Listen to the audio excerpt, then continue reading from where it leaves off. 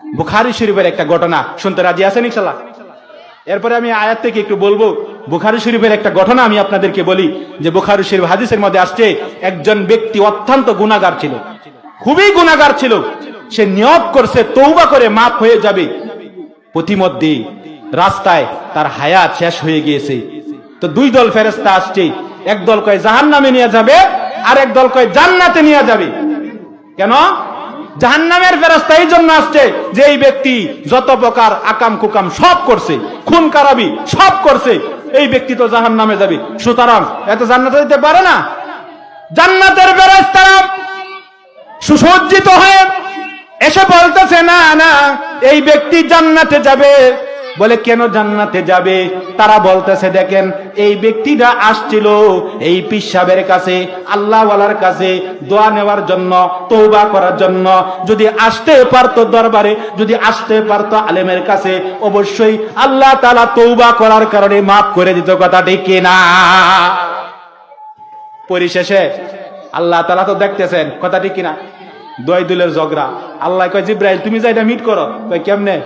কয় যা দেও, জায়গা মাফ, জায়গা মাপ দাও। মাপ দিতে এই বেড়া বেশি চললে আছে আলেমের বাড়ির দিকে, পীর সাহেবের বাড়ির দিকে, তাহলে তারে জান্নাতবাসী করে দিবা, জান্নাতের ফেরেশতাদের হাতে উঠায় দিবা। আর যদি দেখো যে না আলেমের বাড়ির দিকে কম আসছে, বেশি আসে নাই, তাহলে তো চলে যাবে সেখানে।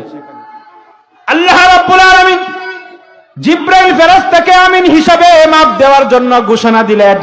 আর জমিনকে বললেন, জমিন রে আমার বান্দা তওবা করার জন্য রাস্তায় পা পা করে হাঁটি দিছিল, কিন্তু বান্দা বেশি আসতে পারে নাই, তওবা করার জন্য আসতেছিল। যা আমি বান্দার প্রতি খুশি হয়ে গেলাম। জমিন রে তুই ওই আলেমের বাড়ির দিক দিয়া তুই বেশি হয়ে যা, মাইপা যেন পাই সেই ব্যক্তি আলেমের বাড়ির দিকে বেশি চইলা আসছে।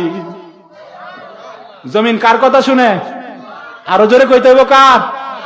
সমুদ্র কার কথা শুনে? আগুন কার কথা শুনে? বাতাস কার কথা শুনে? ঠান্ডা কার কথা শুনে? গরম কার কথা শুনে? যদি খালি মনে করেন সূর্য পৃথিবীর কোন প্রেসিডেন্টের কথা শুনতো, বিরোধী দল বলতো আজকে সূর্য উঠা যাইব না, প্রধান দল বলতো সূর্য উঠবো, দুই দলে মারামারি লাগতো। কথা ঠিক কিনা? হ্যাঁ, আল্লাহ তাআলা কয় আমি তো সব ক্ষমতার মালিক, তোরা বুঝস না কে? তোরা খালি কয়েকটা টেহা দুনিয়াতে কামায় মালিক হইছ, একটু বিল্ডিং করতাস, যে জমিনের উপরে বিল্ডিংটা করতাস এই জমিনটার মালিকও আমি আল্লাহ। কথা ঠিক কিনা? এই জমিনটার উপরে থেকে তুই নামাজ পড়স না, এই জমিনটার উপরে থেকে তুই নামার মানি কর, এই জমিনটার উপরে তুই ওয়াজ মাহফিল শোনাস না, কোরআন হাদিসের কথা তোর ভালো লাগে না, আমি যদি জমিন দে বলে একটু নাড়া দে তোর বিল্ডিং বাইঙ্গা দশ নস। কথা ঠিক কিনা? আরো জোরে বলেন। তুরস্কে দেয় নাই, কি হয়েছে? মাত্র 17 সেকেন্ডে তুরস্কের একটা রাজ্য পুরা ধ্বংস হয়ে গেছে। কথা ঠিক কিনা? হ্যাঁ ভাই, তাহলে জমিন কার কথা শুনে? চিৎকার দিয়া বলতে হবে জমিন কার কথা শুনে? বন্ধুরা আমার, এই জন্য জিব্রাইল ফেরেশতা মাইপা দেখে আলেমের বাড়ির দিকে বেশি চলে গেল। জিব্রাইল ফেরেশতা ফায়সালা করে দিল এই ব্যক্তিটা যদিও গুনাহগার ছিল কিন্তু নিয়ত করেছে তওবা করবে। পা পা করে হাঁটি হাঁটি করে আলেমের বাড়ির দিকে আসতেছিল। আল্লাহ রাব্বুল আলামিন তার এই যে তওবা করবে নিয়ত করেছে, আল্লাহ তাআলার খুশি হয়ে গিয়েছে, আল্লাহ পছন্দ হয়েছে, আল্লাহ তারে মাফ করে দিয়েছে, জান্নাতের ফেরেশতা নিয়ে যাওয়ার জন্য আল্লাহ রাব্বুল আলামিন ঘোষণা করে দিয়েছেন। জোরে সুবহানাল্লাহ।